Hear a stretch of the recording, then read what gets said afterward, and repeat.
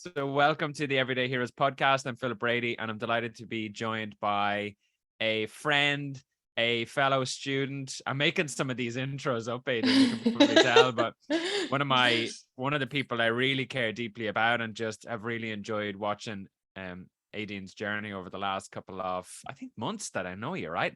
So just thanks for being on the podcast. The intent behind it is you could be beside somebody in a queue in Sainsbury's or Tesco, and somebody beside you might not realize how inspiring you are to people and the difference that you make into people. So I want to try and tell the stories of people like you to show that other people have the potential to be able to do that.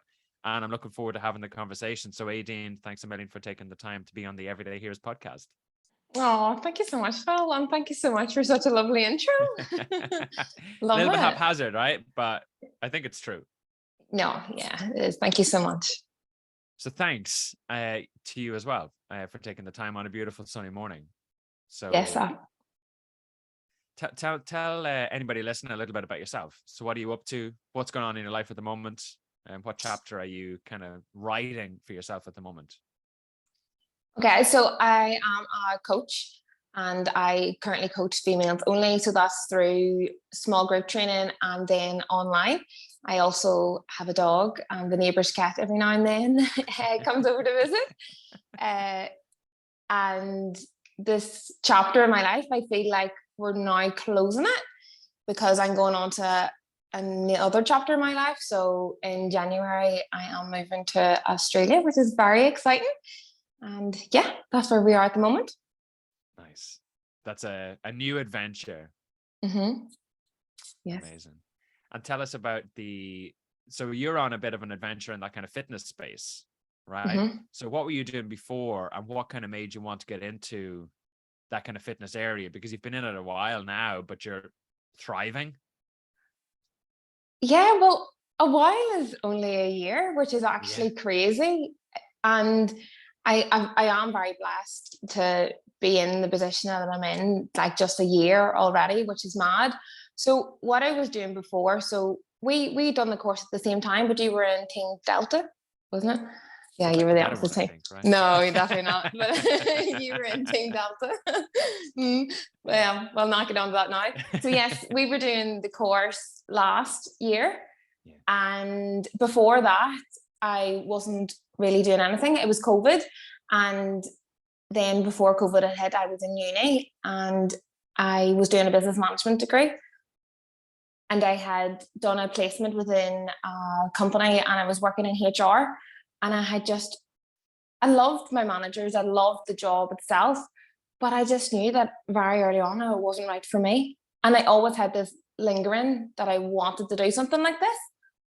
But it was definitely COVID that gave me the push to join up for the course, that gave me the time to read the books and actually filter out all the bullshit that you hear online. And then start to be like, oh, I actually feel like I could help someone with this. So that's where it all sort of started. Yeah. And how did you, because going from what people would say, oh, you're in a good job or you have a career ahead of you, how did you navigate maybe not being sure, is this for me actually, or am I just kind of like, is it just a thing and it'll pass? Or because you can hesitate around that, right? How did you make sense of that for yourself? It was a hard one because when I had then got that job, I had just had this picture in my head that when I got that job, I would be happy. And then that would be me, that that I would now live the life I want. And that was great. And when I had then settled into it, I became very quickly depressed. And it was crazy because I had a loving boyfriend. I had a really supportive family. I had a really good job, and it always felt like I shouldn't feel the way I feel because everything else in life is fine and there's nothing wrong. There was nothing wrong with my outside world, but internally I just was not happy. And that was, I think I could never let myself go through the unhappiness of how unhappy I was, that I would, that's why I actually joked to my mom saying, that's me done, my work experience. I've experienced it and I'll not be going back. She was like, wow. Aideen, come on. And I was like, No, I'm being serious, and I was serious with them words. It's crazy, but it's mad. Like I have an email coming out this Friday. To pretend this is being recorded at the right time, right? And Yeah. it's called "Feel What You Feel." So those Yeah. emotions that you felt uncomfortable were also probably important for you to move forward towards what you're doing at the moment, right? Yeah, it gave me the stepping stone, because when I was going through them struggles of working in that job, I was going to the gym before I was going to work. And I was like, I would just love to do this. Like, I would just love to do this. And I actually had a tweet that I said, I would just love to be one of them girls that could put anything on Instagram and sort of like have a career as a coach. And then I went back to uni then for the last year, and then COVID hit. So I then come home from Liverpool, and I was like, I had to leave the job in Liverpool and come home because of COVID. So I think it was Brian Kane at the time put up a podcast saying something about, if you're not earning, you should be learning. And I took that bit of information and just ran with it. Because when I had finished my uni degree, I wasn't working. And I was like, whoa, I have just went from, doing a business plan and working full time working part time in Liverpool, to finishing my degree, to literally sitting here twiddling my thumbs in the middle of a lockdown. What am I going to do? So I took that piece of information and just ran with it. Nice. And that was when you signed up for the course, is it? Yeah, it took me a while to sign up for it now. And the biggest thing that held me back was social media. So I inquired about the course in the summer, and then I didn't go for it. And then I seen them put up, like last available dates, and the available dates was then closed. And I was like, oh God. And then it was that at that moment that I knew that I regretted not doing it sooner. That when I couldn't get on when I wanted to get on. So I think it was August to December, I think, was the intake. And then the next intake wasn't until like January or February. And I just wanted to be in then. So at that moment I was like, I'm doing it, because I regret not jumping on that when I did. So it was not until November time I signed up for the course. And then ever since, I was like to Andrew on the phone, like, what can I do in between? Like, what can I do? And he was like, just keep reading your books, then you'll be grand. And these are fitness related books, or what kind of books was it? Ones like personal development, or? Yeah, so I had actually started an Instagram page over the lockdown, like an eating, I don't know if it was called Aideen Litter, it might have been. And I had started that over the lockdown, and I had just been sharing stuff that I was learning. So it was like your James Smith, Not a Dad book. The Laws of Human Nature was actually one of my first books, which is very intense. That's impressive. That's I'm not even angry. That's impressive. Like what's his name? An Anchorman. Your man eats the full thing of cheese. Like, that's a book. Yeah, because I had so much spare time. Like I wasn't working, I had COVID, and we had good weather, and I was just outside, reading this Laws of Human Nature book. And it was at that I was fascinated with how human behavior works, and nutrition and sports, where it just isn't a calorie deficit. And that's when I started being like, whoa, there's more to life than just like this. And there was a Laws of Human Nature, and then that got me intrigued, and I started googling like laws like or books like this. So I went on a spiral.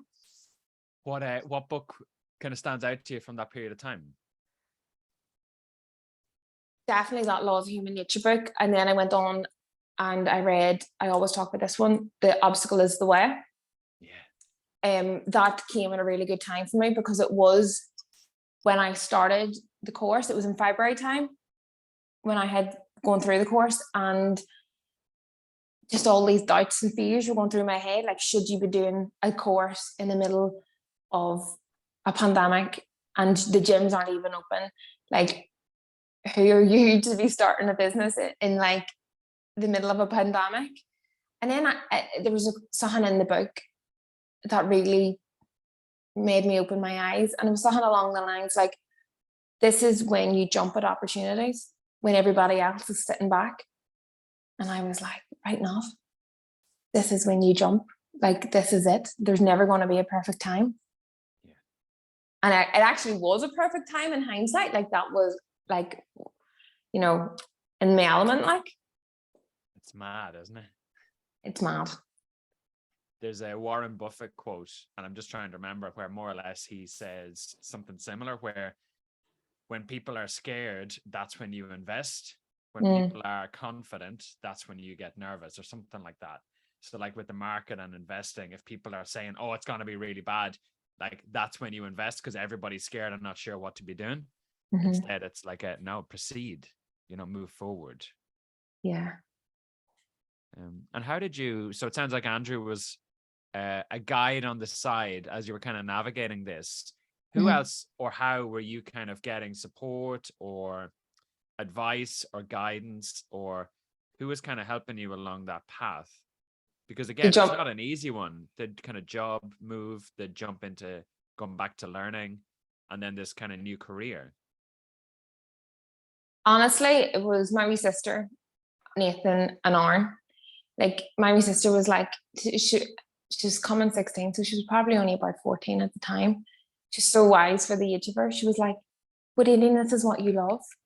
And I was like, I know. And she was like, just do it. And I was like, I know.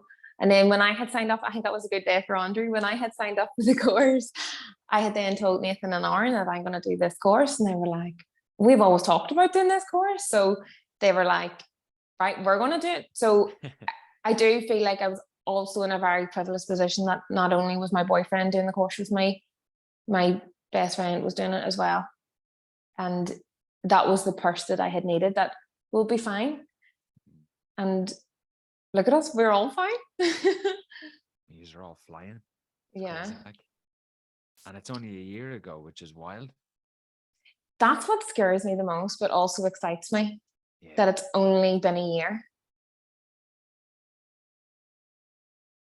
So yeah. It's they say like you underestimate how much you can achieve in like the next 10 years, but when you look back over the last 10, you're like, oh my goodness, look how far I've come. So imagine if that's only a year, what you're capable of in the next 10. It's incredible. Which is really scary. It actually makes me feel a bit sick. Well, you said scary and exciting, right? So it's a little bit of both, but that's a good mix. Yeah. Tell me about like some of the challenges, because again, this kind of stuff isn't easy, right? So kind of committing to yourself that you're going to make this work, choosing something very different from potentially how other people might have thought, do you know what, this is what you should do, or you need to, or it's safe, or whatever. Like, what were some of the kind of difficult times during that period of time in your life as well? Because you've come through it, and again, there's going to be difficult times in the future, but like, what were some of those kind of challenges? I think it didn't, I actually hadn't mentioned, so before, when I was doing the course, I then actually got a random job doing the COVID swabbing. So I was randomly going out to people's houses and doing swabs. So it was that. And then I had lost that job 3 minutes before my first ever client. So I think my biggest struggle was just jumping in straight away. And I don't think if I would have got pushed off the cliff, like left that job, that I wouldn't have jumped in as hard as I did. So yeah, I think it was just going from having a stable enough income to being like, you're making your own money here. That's it. So it was that big flip. The second one would be fear judgment. And I feel like everybody says this, but it is true. That was one of the biggest things that held me back from even doing the course. Because I had said to Andrew, I was like, I know that this course will give me the skills to be a good coach and to know what I need to know on the gym floor and deliver results. But I know where I want to go and where I want to be in the future, that I am going to have to social media market. And that just scares the life out of me. And he was like, I know, we'll teach you. And I was like, oh, I don't know. Like, I just don't know if I can do that. And now it doesn't even like bat an eyelid over me, you know, like it's not even social media marketing, it's helping people. Like that's what it is. Yeah. And then the biggest one, which we have talked in good depth, was the changing of friends groups and the shift. And I remember when I was going through that struggle, we had a conversation and you were like, don't worry, Aideen, like you will find your people. And I was like, I know, but it's just that talk that you give us, on the business day will always stick out of my mind, because that's what I was going through at the time. And it was like, what type of birds were they? Were the pigeons? Probably just was crows. I don't know. Some shitty birds. It was birds anyway. And it was the birds on exactly the picture. Yeah, birds on the telephone line. And there was one bird on their own. And then there was the rest of like a flock of birds. And I was like, that is me right now. Regardless of my boyfriend and, Aaron doing the course, I was like, that's exactly what I'm going through. Like, it's not that, there was any disagreements. It was just that I was starting to choose a different path. And it was very hard at a very young age to come out of that and start saying no to the things that you actually do want to do. Yeah, it's so I talk about that a lot, Aideen, because what I really care about helping people with is holding the pen to your own life rather than do the things in the groups that give you approval. So it's the like tension between authenticity and approval. And what happens is there's stages of development that us as adults, but like people go through. And that's one of the stages. We take who we are from the groups we spend time with. So your parents will say, you should do, or people like you do this, or whatever it is. Groups of friends will say, we go drinking 3 nights a week, and that's what we do if you want to be in our group. But you get to a point where you're like me, right? Everyone that was cool was listening to, I don't know, Bob Marley or something cool. And I was like, no, but I want to listen to Taylor Swift. So you get to a point where that's the example, right? I promise I don't listen to Taylor Swift. It's Miley Cyrus. So when you get to a point where you're like, I'm different than that. I don't want that. And you still want to say yes to what you want to say yes to. There's a tension. You want the approval, but you also want to be authentic. So what they call that in adult development is you move from socialized, which is you take who you are from the group, to self-authored. So you author and write who you are yourself. So that's the loneliness that you feel because you have to approve of yourself, really, but you're able to be more authentic. So you actually build up confidence in yourself. You build up an authenticity and like this kind of self-assured in yourself. So it's hard, but then when you are authentic, you actually connect with people on a deeper level and you'll find your tribe will emerge and then you're in a community. Yeah, that's exactly it. And that's exactly what's happened. I feel like when you do make then decisions, you're then rewarded within double. Like if you keep doing the sort of things that you don't want to do, well then the stuff that you don't want keeps coming towards you. Whereas when you start making like more decisions and stuff that you do want to do, like it multiplies as coming to you. Like, yeah. like for example, like talking about like being yourself and like growing in confidence, like that is something that has taken a lot of time to develop, and it definitely still needs developed. Like I don't think the work's ever done. Forever. Yeah. Oh, it's like you're down a rabbit hole and you're like, I don't feel you ever come out of it again, that way. Yeah. But yeah, recently, it was like maybe 2 weeks ago, I had posted something on Facebook, and I didn't know this, but like when you post Facebook reels, it can go like to anybody. And I had started getting a lot of hate on it. Like, I mean, hate, like, and if I said this would have been me this time last year, only starting out my career, I probably would have shied away and been like, I'm not doing this anymore. I'm, embarrassed and like, oh my God, everybody hates me. Where I like stood my ground and I was like, no, like I firmly believe with what I say. And these people don't like it, but these people also do. And these are my people. These are not my people. And there's no point in me holding on to that energy. And it was in that moment that I had realized how much work I had done over the last year. Yeah. Where I was like, the girl Aideen was last year. She probably would have cried herself to sleep for about 3 nights, trembling. Whereas I thought it was funny this time. So same thing, very different reactions because of your development. Yeah, It's crazy. I know. So again, it shows the journey that you're on. And you had said something, I don't know if it was you or maybe someone, it was like, Depends if it's clever or not. I'll take credit if it's clever.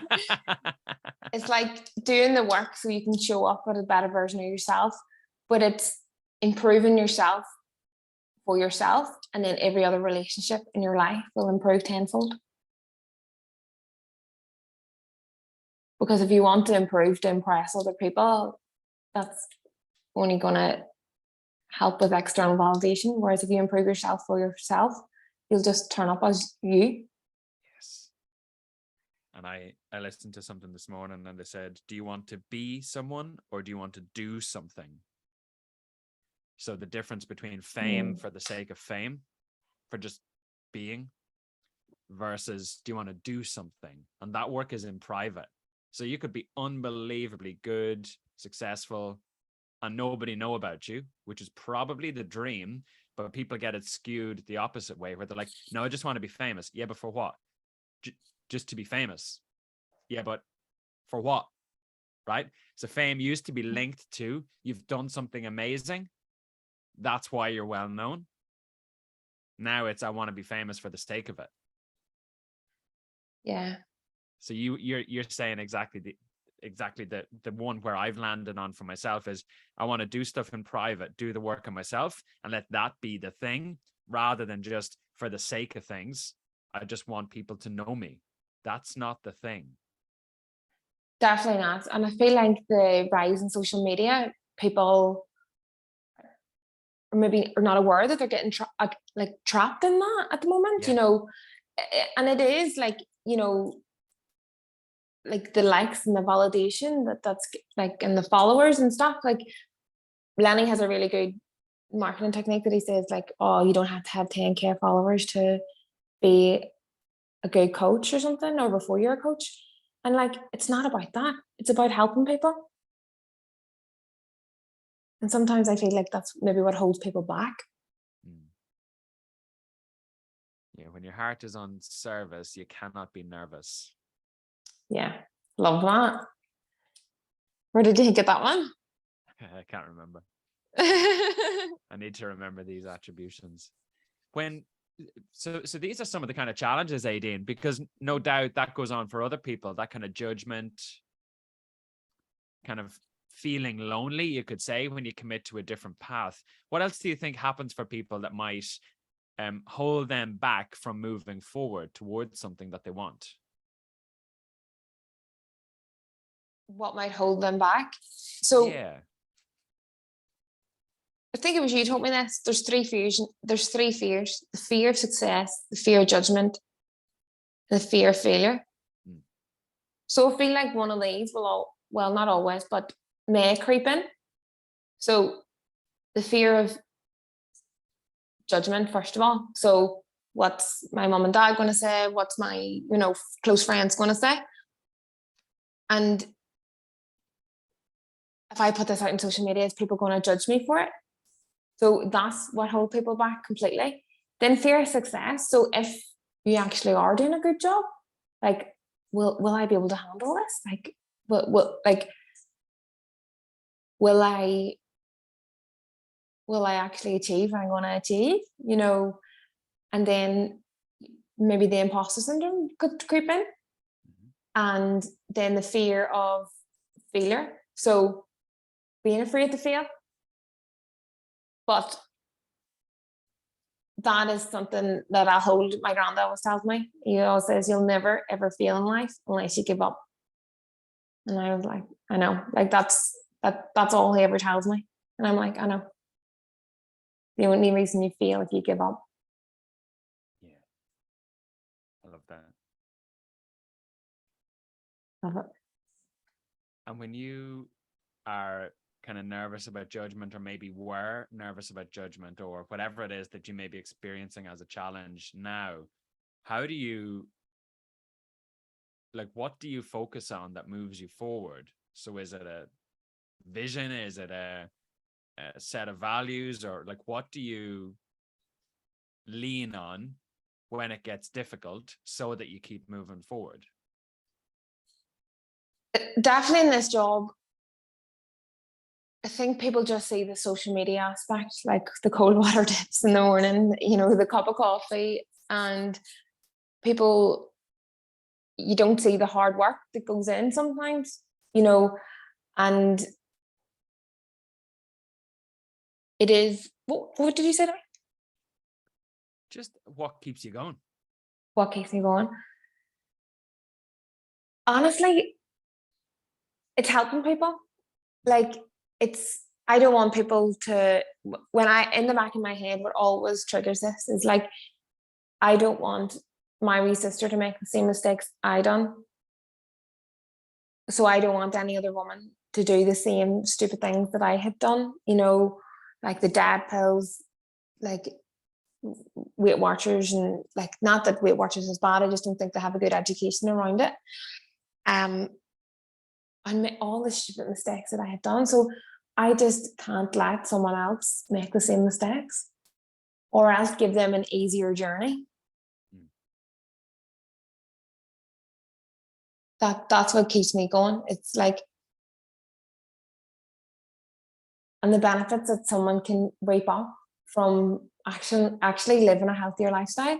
Like, some people mightn't be able to run after their kids, or some people mightn't even be going out with their friends. Like, people are missing out huge events because of either their mental health or how they feel about their appearance. And I think that matters more to me, is helping those than judgment of others. Like that's so they stack. So wanting to help others is greater than fear of judgment. Yeah. So then when you need to make a decision, it's from the vision of that rather than the circumstance of the judgment. Yeah. Yeah. I love that. Yeah. Because that's not an easy, it's helpful, but it's not easy to get to that point. It takes work to get to that point where you can see those things clearly and say, no, this is more important. I know why I'm doing this. I know what's moving me forward. A lot of people don't have that why. Yeah. I know. And that's why I am so grateful for like the likes of you and like therapists in the past and my coach back at the moment. Like, I feel like working with some sort of coach in general, like whether it be business mentorship, whether it be yourself, or even like a therapist. Other people. What I do, Aideen. I'm still trying to figure out what I do, right? Where do I fit under that umbrella, right? What do you do? Because somebody said to me recently, you're better than a therapist, but you're not a therapist, right? And I'm like, I don't know what I am anymore. Just, I'm always asking for people, tell me what I do, because I'm still trying to figure it out. You ask now, if you would have asked me maybe 6 months ago, I would have said it feels like a therapist, but not a therapist. But now, as I'm more of a coach, like as I'm developing more as a coach, you ask really good questions. So you're someone who asks really good questions and a really good listener. So I don't know what your job title is just yet. Question. Question and listener. Nice. Yeah, your questions are incredible. Thank you. And I always get asked, actually. I'm sorry because I interrupted that thought, but I'm like, this is hilarious. Please send help. I get asked all the time, well, what's the best question to ask? I'm like, any question. Don't overthink and chase best. Same with workouts. What's the best workout to lose fat? Any workout. Don't chase best. Just do something. Just ask a question. It's mad. Questions are so powerful because I think that is what coaching is. It's asking questions. It's letting the person come to the conclusion themselves. And because Because it's the same with anybody on the journey with you as well. If they have a big enough why are you doing this? Why do you want to get fit, get strong, feel better? Oh, it's because of this. Oh, okay. Like that's such a motivator, such a thing to lean on when it gets hard or you just couldn't be bothered. Yeah. And it also gives like a relationship builder, because I said like coaches aren't mind readers. Like I don't know what's going on in your life, and I can only meet you where you're at. But if I know where you're at, so I need to try and figure out where you are right now so I can come and meet you there, rather than like you tell me you're at Sainsbury's and really you're at Little. Like, you know, I need to know where you are so that I can help best support you. Yeah. And I've noticed in conversations recently that I've been coaching in, and even conversations with Katie, I would say something and maybe it's a coachee or somebody I'm working with or Katie, and they say, no, I didn't mean that. I meant this. So even being able to separate, like you say, Sainsbury's to Lidl, even knowing it's this, it's not that, can be so helpful for people. We don't realize the impact of awareness. Yeah. It's crazy. And that's where the work only gets started. 100%. 100%. So as you look back, Aideen, over the last year, but probably if you want to go like as long as you like, what kind of lessons have you learned then about yourself, maybe about other people, maybe about just in general and in life that kind of stand out to you over that journey? The thing that stands out the most about myself is that the work's never done. And if you think, the more you know, the more you think you know, the more you need to know. And the more you know, no, the more you need to know. No, hold on. The more you think you know, the less you know. And the less you know, the more you need to know. And ever since I heard that, I was like, it's just a minefield. And yeah, that the work is never, ever, ever done.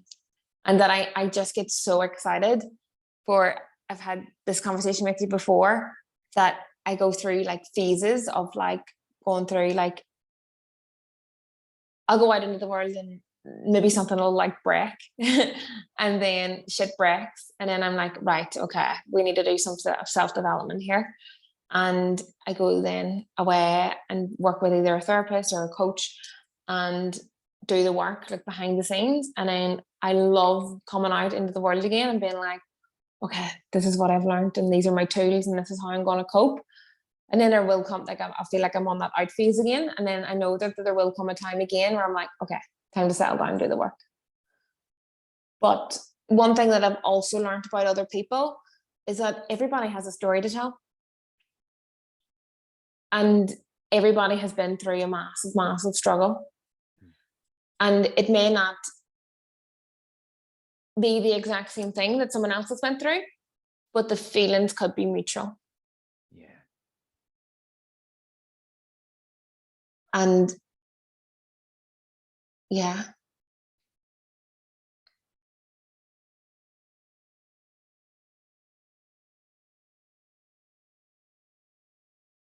I'm just writing down, feelings are mutual, but what triggers the feelings? Like you're saying, everybody experiences different things, but the feelings might actually be the same. So it could be uncertainty or fear or anger or disappointment or frustration or sadness.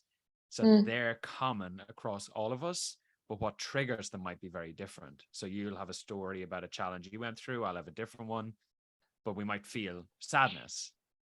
Yeah. Right. Absolutely. Yeah. It's mad. Love it. What are the lessons kind of stand out to you? The lessons like throughout like the last year or throughout my whole life? You decide. Just don't give up. Like there was a couple of times like where I deactivated my page before I started being a coach. And I was like, I don't think I can do this. But the only person that's holding you back from anything in life is yourself. And that's the biggest lesson. Like in any check-in forms, it's like, what's the biggest thing holding you back? And I almost always write myself because nothing else is holding me back but myself. So yeah, the only thing that's holding you back is yourself. And once you give yourself that power, don't be afraid to jump right in, even though it's really scary. Really, really scary. You will learn to swim. And how would you, so is that the lesson? Jump even though it's really, really scary? Yeah.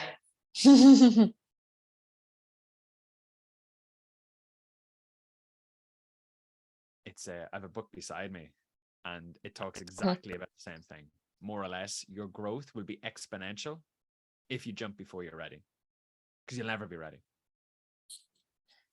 And that's it. You really aren't going to be ready. Like, because of the plan, like, for example, me and Nathan and Oren sort of done that course, but I always had in the back of my head that I wanted to go to Australia and I wanted to go. And I could have been like, no, I want to go to Australia and I want to use that money to save to go. But I was like, no, like I may as well start it now. You know, and I can figure out Australia along the lines. And I have. Like I figured it out. Like you don't need to see the whole, what you told me one time, you don't need to see the whole staircase. You just need to know the first step. Yeah, people try to go A to Z. Yeah. And get overwhelmed. So they do nothing. You just need A to B. Yeah. Just figure that next step out. Yeah.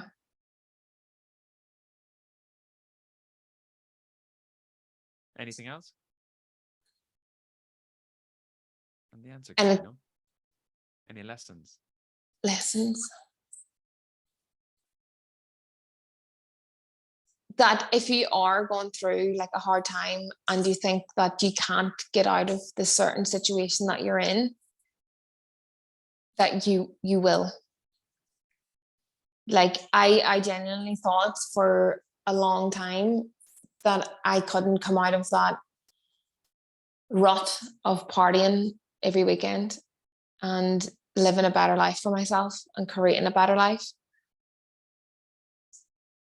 And the first couple of times is really, really hard and you feel like you've missed out on so much.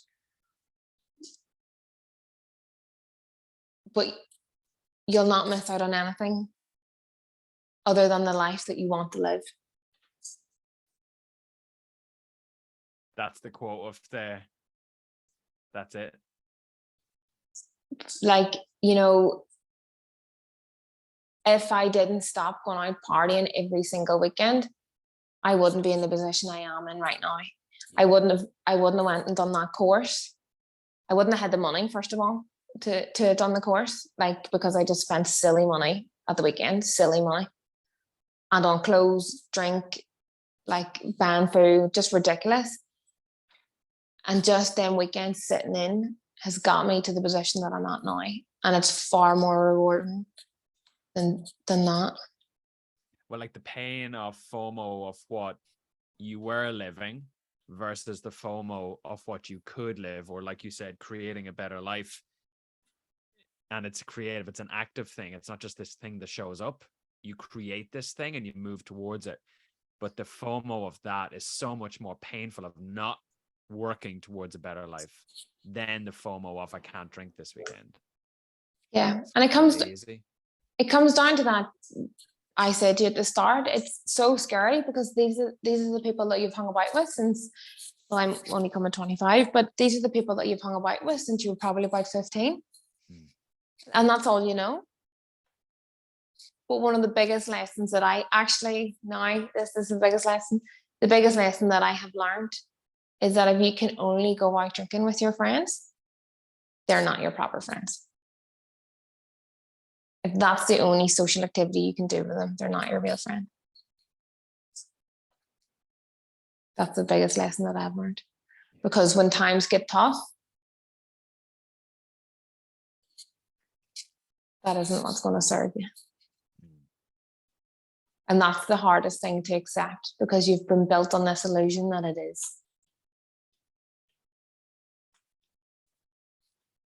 Yeah. This is why asking the question, what else? 2 words, such a powerful coaching question. You can have that one for free, Aideen. What else? And what else is going on? What else? You've told me this. What else? Yeah. Just that opens up. That definitely is the biggest lesson, and probably the scariest one.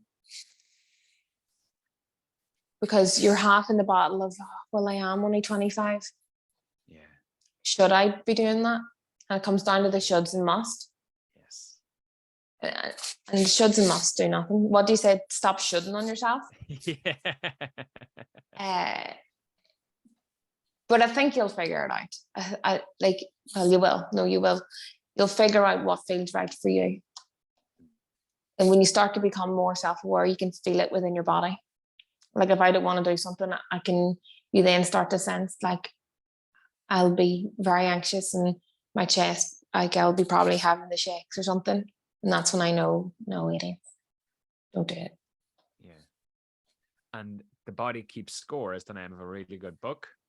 Yeah. And if you do that enough where you don't listen to those signals from your body, that's when you go back to craving approval and not being authentic. And an example of this, I'm coaching somebody at the moment, like unbelievably successful, really good career, more or less. What job do you want next? We'll give it to you, whatever you want to do with this company, global company.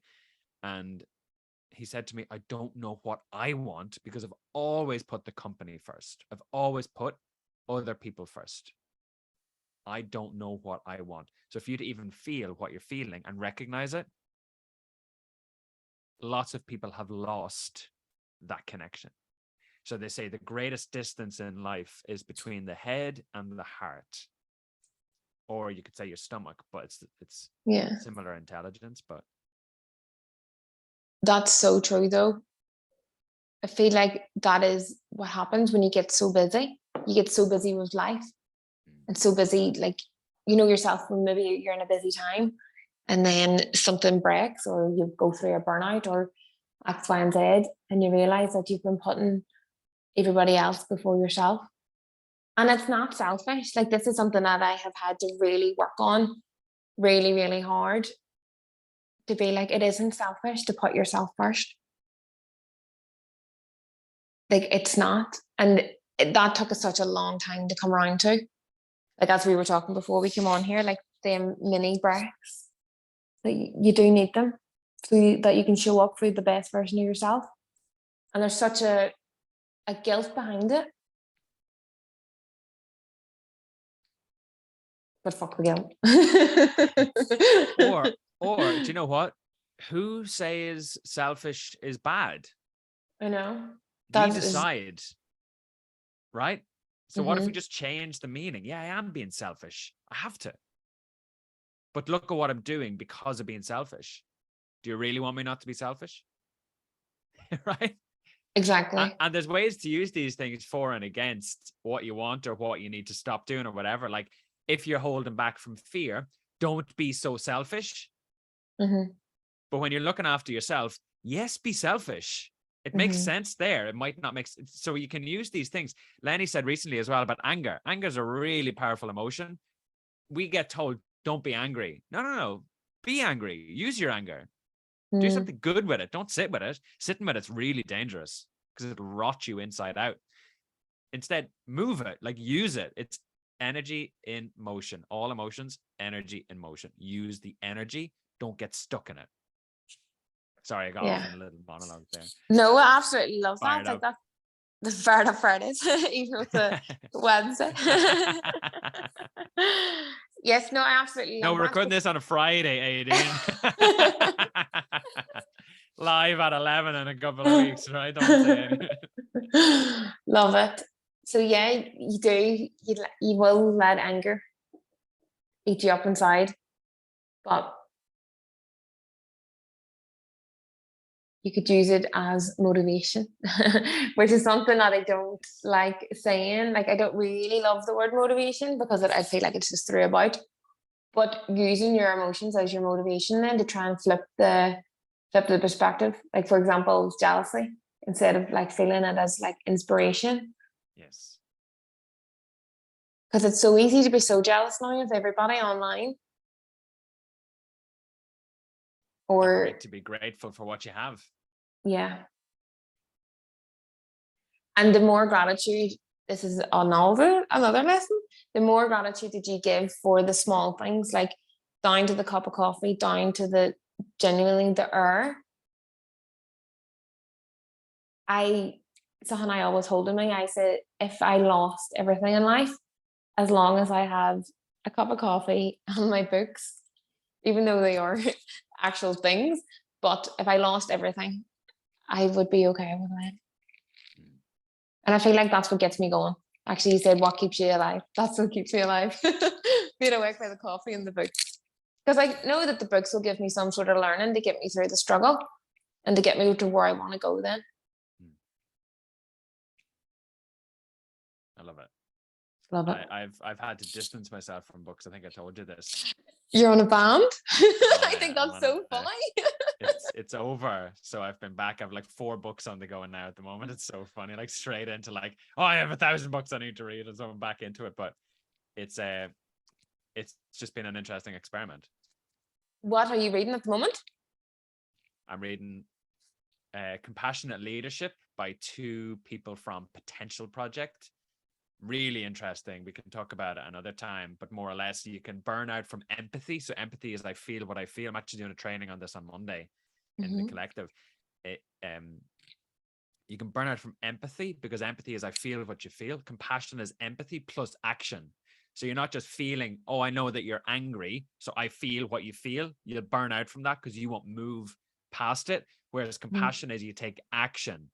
So you can care about somebody else, but also be honest with them. And so that balance of being compassionate, but also wise. So wise is doing what needs to be done for what's right. When you get that mix right of caring and action and the right action with wisdom, it's so powerful. And they've like 1 million data points, literally 1 million data points from research to show don't do empathy or do, but make sure to act. That's the difference with compassion. So that's a super book. I'm reading Pat Divilly's Fit Mind, also very good. Probably the book I would have liked to have written. And the third one is a book on marketing, and it's by Dan Kennedy. Nice. I just can't think of what it's called. Those 3 at the moment, but there's others. Just sitting there waiting to be lifted and called. Crazy, like. Oh. What about you? I am a bit of a whore like you with the books. So at the moment I'm reading The Choice. So that was something that I had learned over the last while. Have you read that book? Yeah, super book. Edith Edgar. Yeah, Edith Edgar. I had recently found that I hadn't been switching off at all. And then I had been using TV to switch off, and I didn't enjoy that because that had started being my crutch, and I was like, I'm still not getting away from the screen. So I felt like even though I might start getting into fiction books after this book. I didn't like that it wasn't true or something, but obviously this book, The Choice, is about Auschwitz, and it's very true. So yeah, that was my wee book for downtime now. So before I go to sleep, so it's not like guru self-development, let's change the world shit at like 9:30 at night, because I'd be up all night. So that's my wee side book to rest. Period Power by Missa Mells, I think. Really, really good. Probably one of the best female health books I've read to date, because it's very simple context, and it's now allowed me to simplify things for my clients. So I'm basically speaking in like simpler terms rather than all these fancy words, which is great.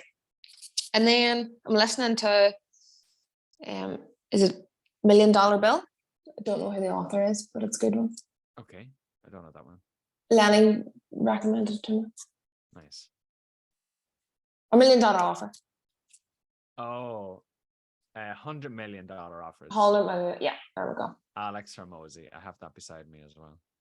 Yeah, so a wee bit of a mix of everything, to be honest. Yeah, nice. And tell me this. So if we round off, so what I've done is I've tracked the questions through the hero's journey. Mm-hmm.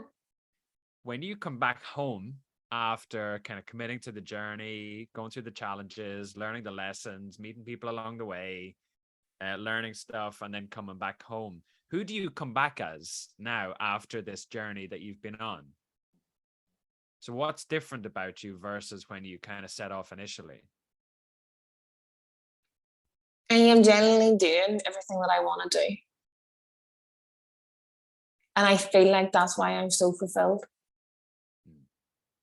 Because everything that I do is what I actually want. And I don't do anything I don't want to do. Ever. Don't get me wrong, sometimes I don't want to get out of bed and hop out. But and before starting the whole journey, I would have been a very big people pleaser and doing it because I need to go to that event because, I need to do this and then they do that, whereas it wouldn't serve me in the long run to do that. So I feel like I'm now just showing up as Aideen. And it's taken me, I feel like I'm only coming into that now. It's taken me the good year of being a coach to finally be like, this is who I am. This is what I believe in. And this is what I'm striving for. But it has taken me a very long year to settle into who I am. And hopefully I don't get pushed out. Push? What do you mean? Like, I feel like when I started off first as a coach, I was very settled into who I was. And then recently, probably in the last 6 months, I got a bit like confused. Probably consuming too much social media, I would say. And didn't know what I wanted for the business and what I wanted for my clients. And now that I've went away and done the self-development and been like, no, show up as Aideen. That's all that anybody gets. And I've just been like, you know what? That's the easiest thing for me to do because it's hard not being yourself. It is. You'll burn out not being yourself. Yeah. I think that's what happened. And the confusion is something that is information. It's not good or bad. It actually is just do I need to kind of recommit to who I am or what I care about or what I do or what I'm about? So that's a really good signal that you're continuing to grow. It's not a bad thing. There's a quote, it's like a perpetual beta. And it's by a guy. I've actually bought the kind of program or set of PDFs that it is. And more or less, it's that upper edge of your comfort zone. You'll always be at that uncertain point. It's because you're at the edge. It's because you're growing that you're experiencing that kind of feeling of, is it this or is it this? So that's why you need to recommit back to, no, it's that. But again, if you don't listen, you just move in the path that probably isn't yours. So that's why sometimes it's helpful to recognize it and do the work like you're saying that you do. This is why it's so important to have coaches. Like, prime example, you can't read a label of a bottle from the inside. And like when then you, like, for example, you would give a model or something like that, you're like, right, okay. Sometimes you would be a bit, not stuck, but you would be a bit like, which road do I take? And then it's a good question that goes, right, okay, this is a road that I take. And a wee bit of a context behind what you're thinking. And then that's what helps you push on then. What qualities do you think make people leaders? Or sorry, heroes. Heroes, leaders, same thing. Let's use it. I did look at this question and I couldn't come up with an answer. And I know that we've had this conversation. And I don't think there needs to be a set quality for anything in life. Because I was like, oh, maybe it's like honesty and blah, blah, blah. And I was like, no, that's me. That's not everybody else. So I genuinely think the qualities is whatever you need in your life. Some people will be a better fit for other people. For example, some people aren't a good fit for me. I'm not good fit for other people. So it's genuinely whatever qualities you need in life. Some people might lead, like coming back to the love languages, some people's love language might be physical or gifts. Some people's love language might be physical touch.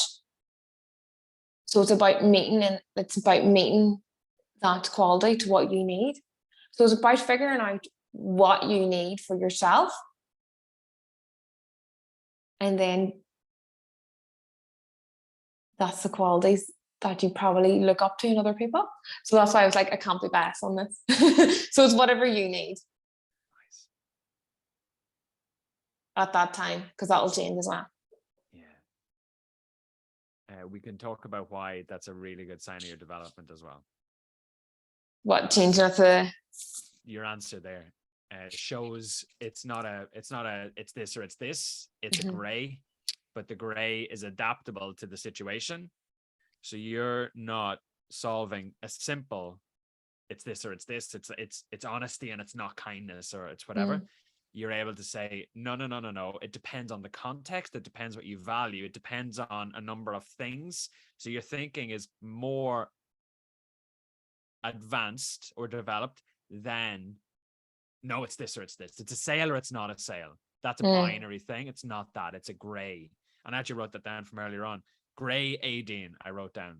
A gray Aideen? Is that my new color? No. Just from today. And it's like, I cannot pay you for now a higher compliment. It's a stage in development. You've hit it.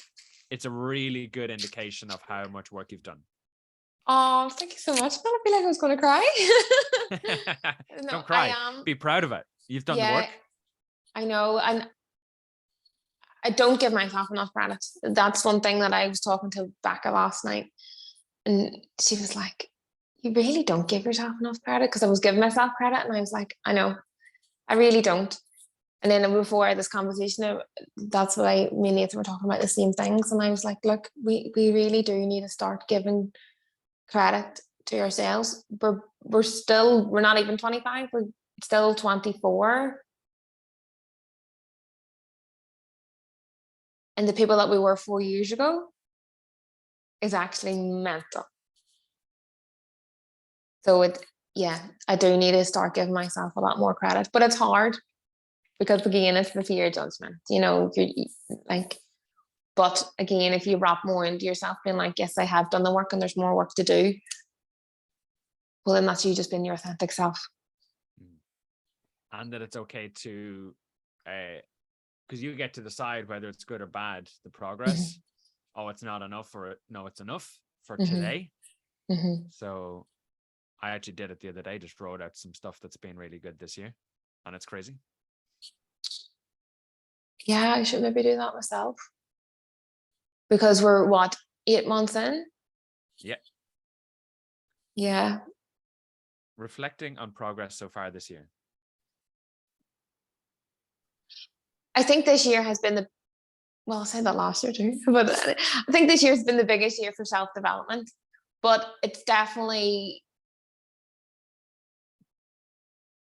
working with more mentors that's fast tracking it, and then being connected to other coaches, and then being absolutely like memorized about what other people have been through and their journeys and then their perspectives on stuff.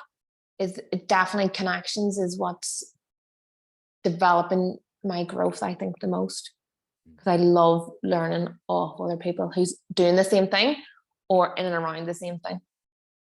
Yeah. Was there any questions I should have asked you that I didn't?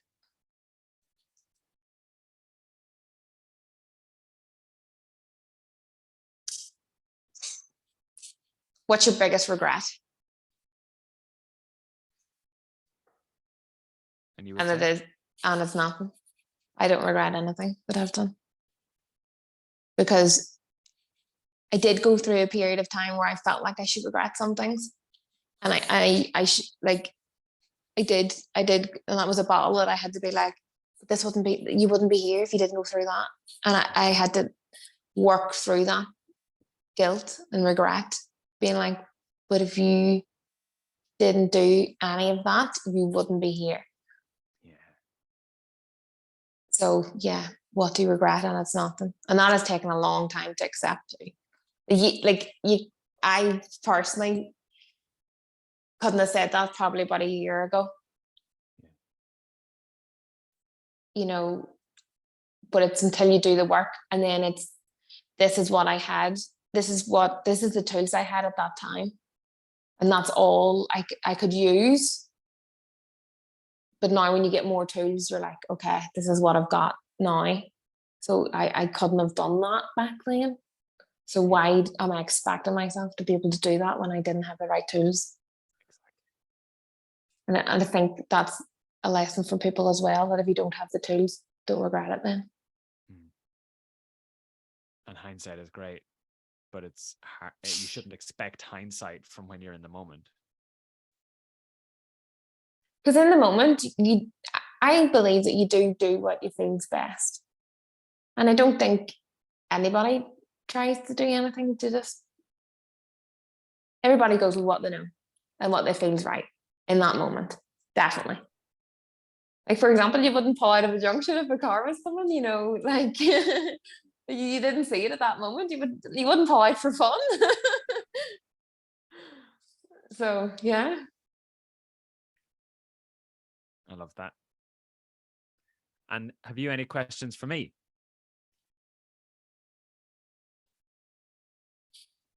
What has been your most memorable time as being a coach? Now, you've been a coach for quite a while, haven't you?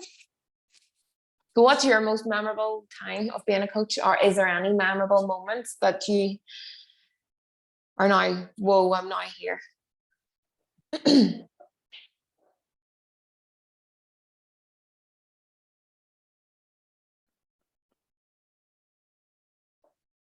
So good question.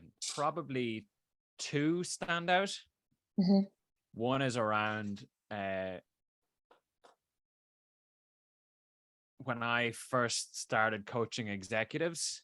I was coaching 1 year, and I was like 27, 26, 27.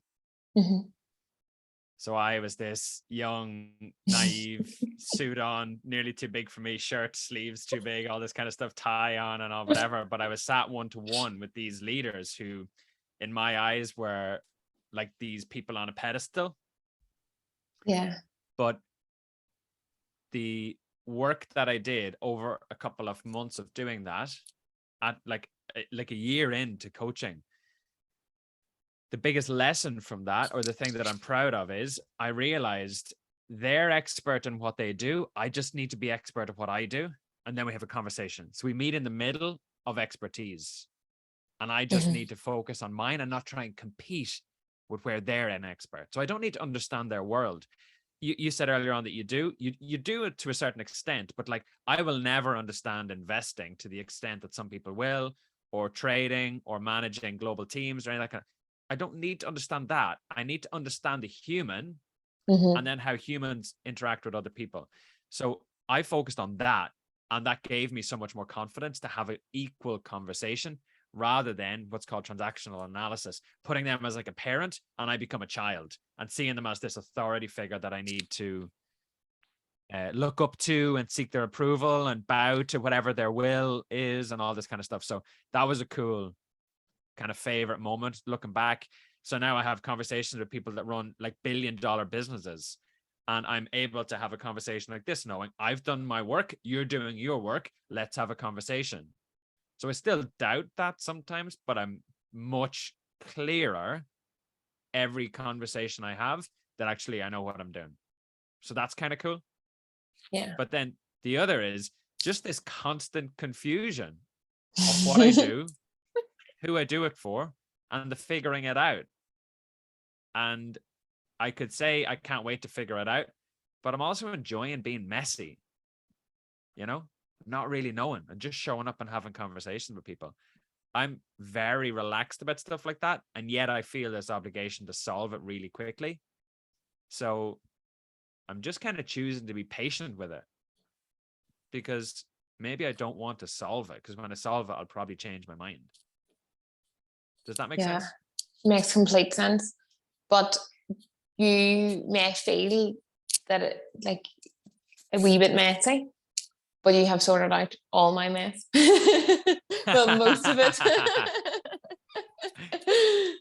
So yeah, you are doing an amazing job, and I definitely wouldn't be in the position that I am if like I haven't had the help and support of who you feel like, honestly, hand on my heart. Like, Likewise. yeah, like it's been incredible. It's been something that I've always wanted, but never knew what it was. There you go. That's what you are, something you always want, but you just don't know what it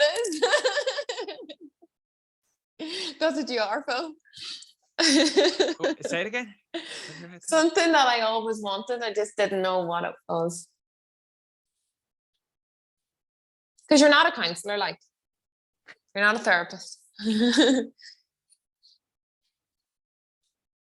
But you're close enough. But you But see, I you're love not. reading about that kind of side of stuff, because coaching is forward, future, all that kind of stuff. But out of interest, I care deeply about people, so I want the full spectrum of that kind of space. And like a lot of coaches, as they advance, will actually lean into the counseling because they become more comfortable. So they know they can go deeper. So the wedge of the door opens a little bit more because they're comfortable how to close it and move forward. Yeah. See, this is basically what my coach is. She's a coach, but then we do CPT as well.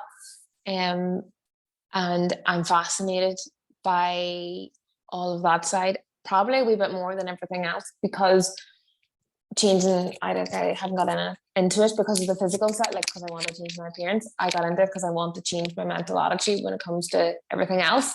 And I'm now like, this could be a wee sidestep into what I want to create for Aideen Litter, because this is more long lasting than me losing 5 pounds.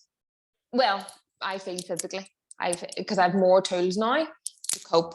So I'm like, yeah, it's definitely something that I would love to settle into or open up a door to see what it's like. Because that's something that's not taught online. People know to get their steps in. People know to drink 2 liters of water. People know to get adequate sleep. But it's, why aren't they getting the steps in? Like, maybe they're too scared to go outside in case someone sees them. Like, it could be as deep as that, or maybe they don't even have the confidence to go for a walk on their own. And why, like, what is the reason why they don't have the confidence to do that? So it's not as easy as prescribing that one pill of doing 10,000 steps and away on you go, Sandra. It's just not, that's just not it. Like, and when you start to have more of an understanding of that, you're like, whoa, this is a big picture. Yeah, it's human. It's not just movement. Yeah. It's one of the things I have in my kind of like visions is a join of, this is why we'll talk in a couple of months, but this is why I just feel this draw towards helping PTs understand more around the mindset, so that we build this full human picture and people are skilled at being able to actually change people towards what they want. Oh yeah, absolutely. Because I use a lot of what me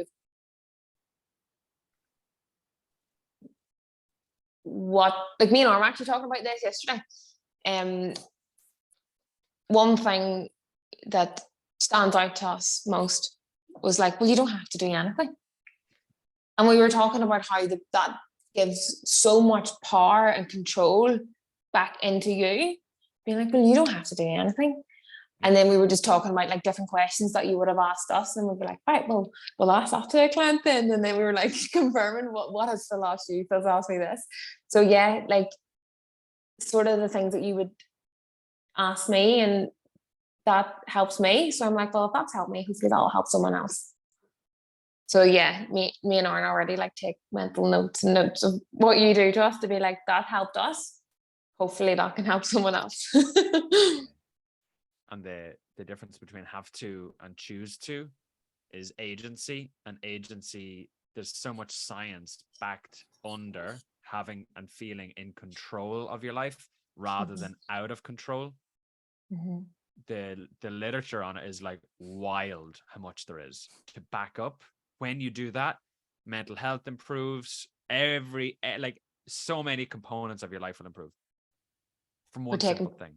Have to, choose to. Yeah. Like taking personal responsibility. Choosing, even choosing to take responsibility. Yeah. You don't have to take responsibility either. There's lots of people that don't. Stay in bed. You're fine. You don't have to. Yeah, you actually don't have to. But if you choose to. Yes. And that was the most powerful thing. I don't even know what I was talking to you about at the time, but I do remember you being like, well, you don't have to do anything. You can stay in bed. And I was like, oh, I don't want to stay in bed.